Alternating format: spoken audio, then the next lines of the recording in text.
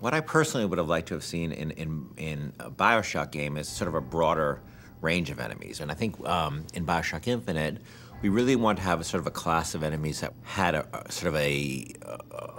more imaginative range of powers. And we came up with this concept called the heavy hitters, who are enemies that are sort of used to not just be more powerful, but also to augment the abilities of the more traditional BioShock enemies. You're gonna come across them in certain areas of the game, and they're gonna provide a really unique challenge. Red is the price of liberty.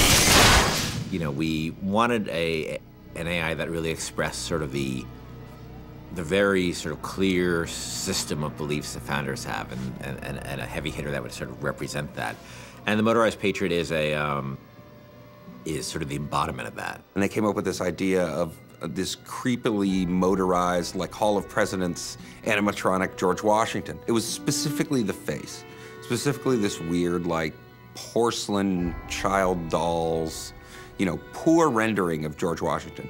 That kind of clinched it. Everybody saw it and said, okay, we can roll with that. It's one of those rare moments where you kind of all come together and you realize, okay, this is going to work. We're all on the same page here. Let's just move forward with what we got. I can use a turret! On it! Booker, the gear!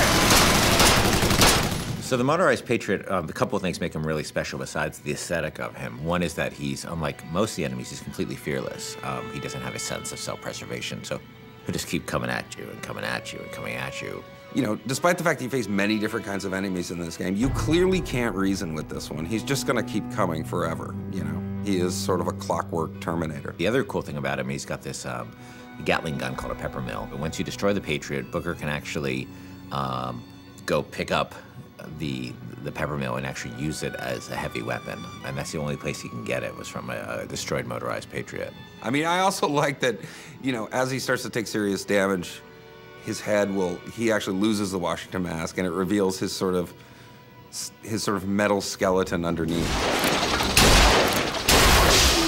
The thing I like most about this guy is that I think he's pretty readable as what he does. You know, he's a fairly simple guy. He's not a Swiss Army knife. He's a guy with a big gun, and I think that reads pretty well. He's got this incredible sense of heaviness. He's relentless, and just hearing sort of the things he's saying is both funny and kind of terrifying. But he's, you know, a deadly, deadly enemy.